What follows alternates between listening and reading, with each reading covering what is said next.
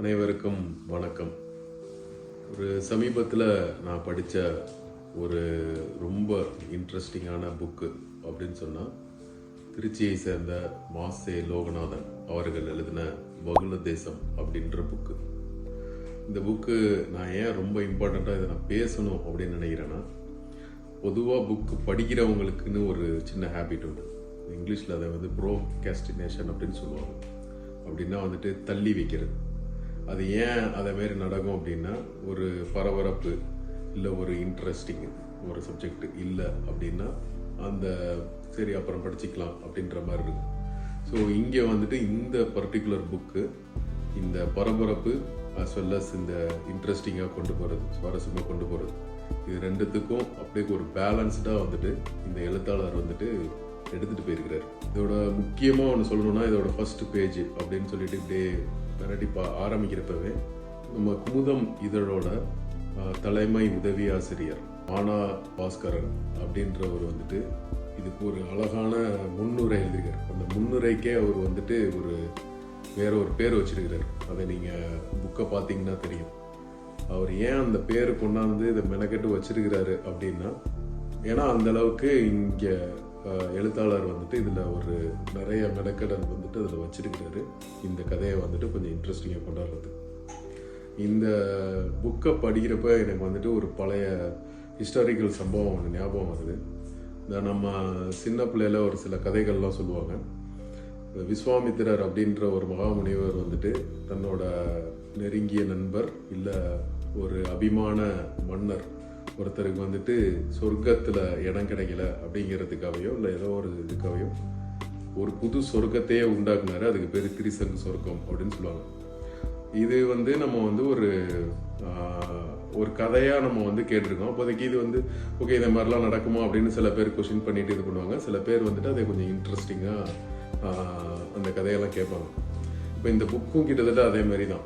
நம்மளை ஒரு திரிசங்கு சொர்க்கம் அப்படின்ற மாதிரி ஒரு புது உலகத்துக்கு நம்மளை அழைச்சிட்டு போகுது இந்த புக்கு. அதை அந்த ஒரு படைப்பு அப்படிங்கிறது ஒரு வித்தியாசமாக இருக்குது அப்படின்னாலும், இப்போ நம்மளுக்கு வித்தியாசம் இல்லாமல் தற்கால ஒரு நிகழ்வுகள் அப்படிங்கிறது யதார்த்தத்தோடு ஒத்துக்கணும்.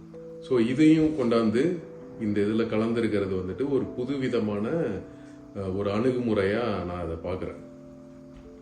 ஏன் இந்த இதை பர்டிகுலராக இதை நான் சொல்கிறேன் அப்படின்னா, இந்த கதைக்களம் அப்படிங்கிறத இந்த படிக்கிறவங்களுக்கு தகுந்தாப்புல அது எப்படி வேணாலும் மாற்றி அமைச்சிக்கலாம், இல்லை நீங்களே அதை மாற்றி பொருத்திக்கலாம்.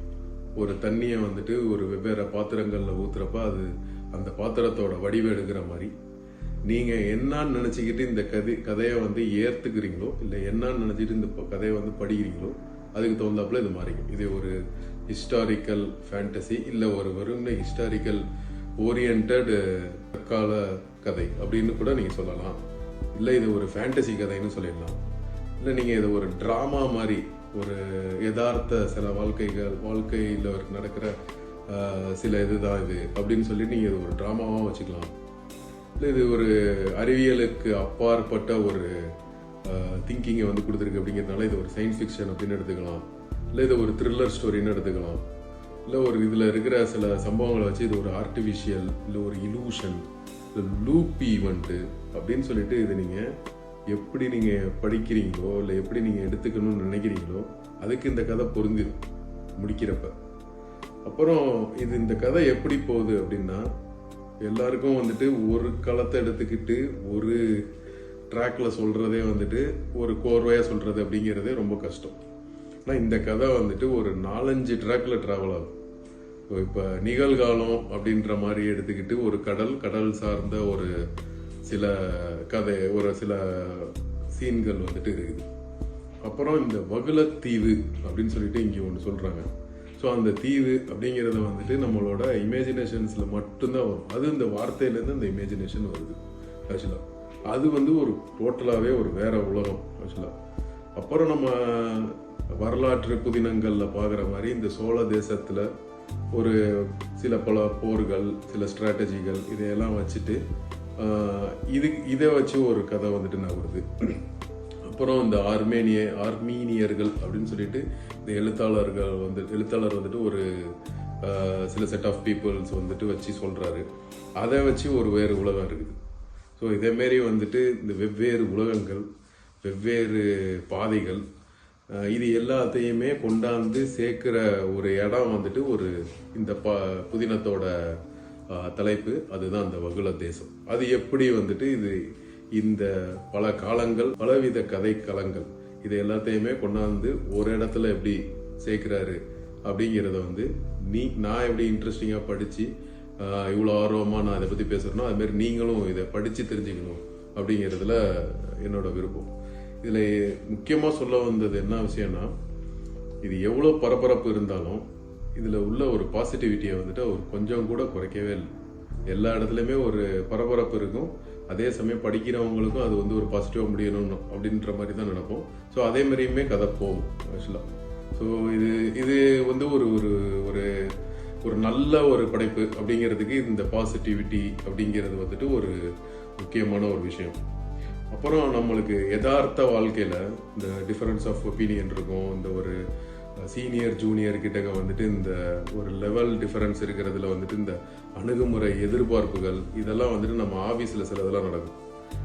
அது மாதிரி சில சீன்கள் இங்கே இருந்தாலும் ஒரு ப்ராப்ளம் அப்படின்னு வரப்ப எல்லாரும் எப்படி ஒத்துமையாக அதை சால்வ் பண்ணுறாங்க அப்படிங்கிற இந்த இது வந்துட்டு 2 இடத்துலையுமே சொல்லியிருக்கிறார். ஒன்று நிகழ்காலத்தில் ஒரு அறிவியல் கூடத்தில் நடக்கிற மாதிரி, இன்னொன்று வந்துட்டு ஒரு பழைய காலங்களில் வந்துட்டு ஒரு வயசான ஒருத்தவர், அதான் ஒரு அனுபவம் வாய்ந்தவர், இன்னொருத்தவர் இளமையானவர் அப்படின்ற மாதிரி ஒரு 2 காலகட்டங்கள்லையுமே இதை அவர் வந்து சொல்லியிருக்கிறார். அப்புறம் இந்த காலகட்டங்களுக்கு தகுந்தாப்புல காரு, சப்மரைன் அப்படி இப்படின்லாம் வச்சு ஒரு அட்வான்ஸ் எக்யூப்மெண்ட்டை வச்சு ஒரு விதமான கதை மூமெண்ட்டு. அப்புறம் பழைய காலத்துக்கு போகிறப்ப இதே மாதிரி சாகசங்களுக்கு, இதே மாதிரி விறுவிறுப்பு குறையாத சாகசங்களை ஒரு குதிரையை வச்சு, ஒரு நடந்து போய், ஓடி போய், இல்லை ஒரு நீந்தி போய் அதை பண்ணுற மாதிரி ஒரு இதெல்லாம் கொடுத்துருக்காங்க. இதில் வந்துட்டு இந்த பரபரப்பை உச்சத்துக்கு கொண்டுட்டு போகிற மாதிரி ஒரு 2-3 சீன்ஸ் இருக்குது. அதில் ஒன்று மட்டும் நான் வந்து உங்களுக்கு கொஞ்சம் ஒரு ஹிண்ட் மாதிரி கொடுக்கலான் இருக்கிறேன்.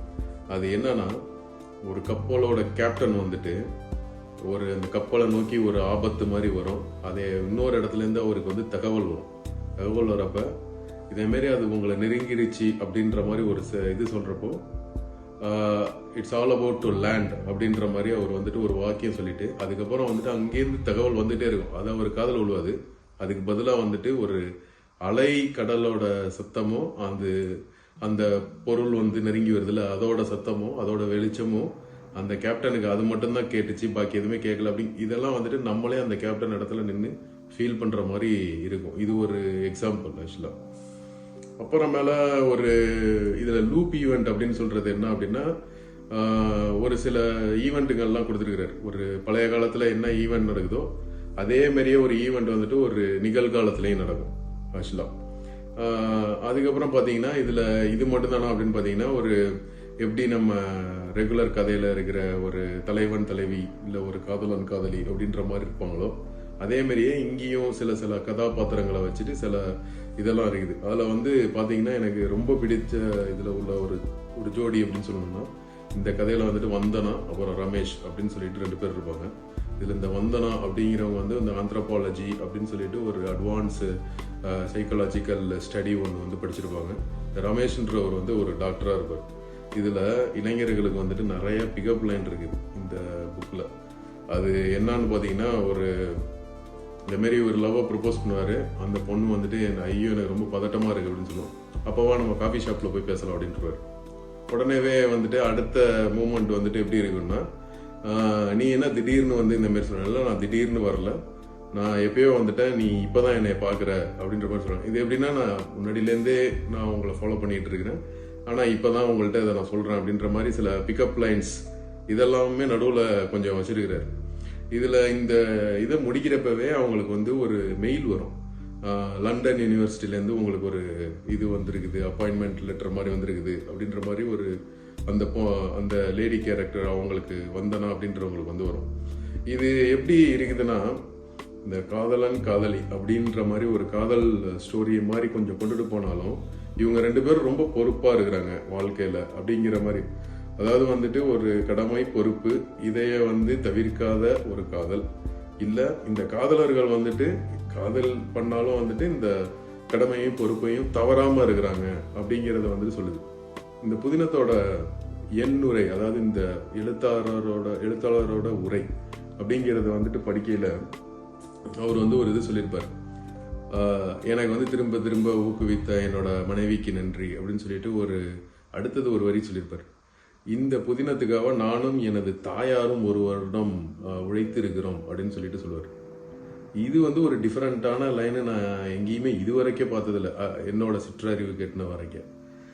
இது எப்படி ஒரு எழுத்தாளரோட அம்மாவும் வந்து எப்படி இவருக்கு வந்துட்டு ஹெல்ப் பண்ணுவாங்க, என்னவா இருக்கும் அப்படிங்கிறத வந்துட்டு இந்த கதையை கொஞ்சம் படித்து பார்த்தோம்னா நமக்கு தெரியும் அப்படின்றதுனால நான் கொஞ்சம் படித்து பார்த்தேன்.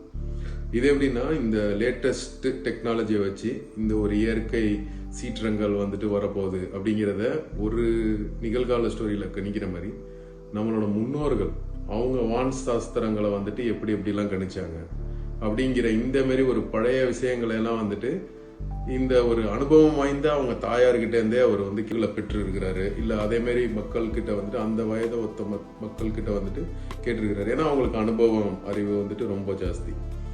இப்போ இதில் பார்த்தீங்கன்னா அபிபிதா நட்சத்திரம், அதுக்கப்புறம் வந்து கடிசூர் சாஸ்திரம் இப்படிங்கிற மாதிரி ஒரு சில பாயிண்ட்ஸ்லாம் வரும். இதெல்லாம் என்ன தெரியுதுன்னா, இவர் நிறைய ஒர்க் அவுட் பண்ணியிருக்கிறார்.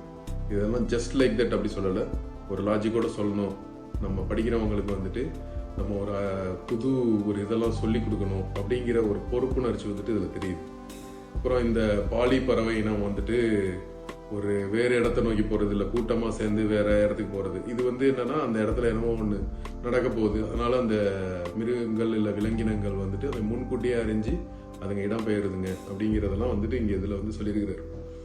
இதில் வந்து பார்த்தீங்கன்னா இதே மாதிரியே ஒரு சில சம்பவத்தை வந்துட்டு லேட்டஸ்ட் டெக்னாலஜியில் இந்த சப்மரைன் எடுக்கிற ஃபோட்டோ, ஒரு டிஃப்ரெண்ட் டைப் ஆஃப் ஸ்பீஷீஸ் வந்துட்டு எப்படி அவங்க அணுகுறாங்க, இதே வந்துட்டு பழைய காலத்தில் வந்துட்டு இந்த ஒரு அனுபவம் வாய்ந்த ஒரு தலைவன் வந்துட்டு சொல்கிறத எப்படி அவங்களோட ஜூனியர்ஸ்லாம் கேட்குறாங்க, அதே இந்த காலத்தில் வந்துட்டு அதே மாதிரி கொண்டு போகணும் மேல் இடத்துக்கு அப்படின்னா அதுக்கு ஒரு தக்க ஆதாரங்கள் வேணும். அப்படிங்கிறதுக்காக நம்ம காலத்து மக்கள் வந்துட்டு எப்படி இந்த அறிஞர்கள் இவங்கெல்லாம் எப்படி போராடுறாங்க அப்படிங்கிறது தான் இதில் வந்துட்டு நல்லாவே சொல்லியிருக்கிறாரு. அப்புறம் இதில் வந்துட்டு ஒரு புது பெயர்கள், அதாவது வந்து ஒரு பழைய பெயர்கள், பழைய தமிழ் பெயர்கள், ஆனால் வந்துட்டு ஒரு புது ஃபோனட்டிக்ஸ், அதாவது வந்து ஒரு நல்ல ஒரு பொயட்டிக் சவுண்டோட வர மாதிரி நிறைய பேர்லாம் வந்துட்டு இதில் இருக்குது. அதில் எனக்கு ரொம்ப பிடிச்ச பேர் வந்துட்டு காடா அப்படின்னு ஒரு பேர் இருக்குது. அப்புறம் இந்த ஒரு ஆதி காலத்து மக்களோட தலைவர் அப்படிங்கிறவர் வந்துட்டு மூத்தா அப்படின்னு வரும். அது பேர்லேயே அது ஒரு காரண பெயர் அப்படிங்கிறது உங்களுக்கு தெரியும். அப்புறம் வந்துட்டு இதில் ஒரு நல்ல ஒரு இன்டெலிஜென்ட்டான ஒரு தைரியமான ஹீரோ இருக்கிறாரு. அவருக்கு பேர் வந்து வியூபா அப்படின்னு வச்சிருக்கிறாங்க. ஸோ இதே மாதிரி பல பெயர்கள்லாம் வந்துட்டு அவர் வந்து குறிப்பாக வந்துட்டு ரொம்ப ஒர்க் அவுட் பண்ணி இதில் வந்து இது பண்ணியிருக்கிறாரு. ஸோ இதேமாரி வந்துட்டு பல விஷயங்கள் இன்னும் இந்த புக்கில் இருக்குது. இப்போ நான் வந்துட்டு உங்களுக்கு நான் சொன்னது வந்துட்டு ஒரு 10லேருந்து ஒரு 20% தான் இதோட சிறப்பம்சங்களை சொல்லியிருக்கேன். இன்னும் ஒரு 80% சிறப்பம்சங்கள் வந்துட்டு இதை திரும்ப திரும்ப படிக்கிறப்ப வெவ்வேறு டைரக்ஷனில் எனக்கு வந்துட்டு சில அனுபவங்கள், சில அறிவுகள் வந்துட்டு வருது. அதனால் இந்த மாதிரி ஒரு புக்கை வந்துட்டு நம்ம நண்பர்கள், நம்மளோட உறவினர்கள், நம்மளை சேர்ந்தவங்கக்கிட்டலாம் வந்துட்டு இதை வந்து கொண்டு சேர்க்கணும் அப்படிங்கிறது வந்துட்டு என்னோட பொறுப்பாக நானும் ஃபீல் பண்ணதுனால இந்த வீடியோவை வந்துட்டு உங்களுக்கு நான் சமர்ப்பிக்கிறேன். மேலும் இந்த புக்கை வந்துட்டு நீங்கள் வந்து வாங்கி படிச்சிங்கன்னா இந்த எழுத்தாளரை வந்துட்டு நம்ம ஒரு ஊக்குவிக்கும் முறையாக இருக்கும் அப்படிங்கிறது வந்துட்டு என்னோட வேண்டுகோள். மற்றபடி நீங்கள் புக்கை படித்து நீங்கள் உங்களோட வியூ எப்படி இருக்குது அப்படிங்கிறத நீங்களும் பகிருங்க. முடிஞ்சதுன்னா இந்த வீடியோ கீழேயே வந்துட்டு உங்கள் கமெண்ட்ஸில் பகிருங்க. நன்றி, வணக்கம்.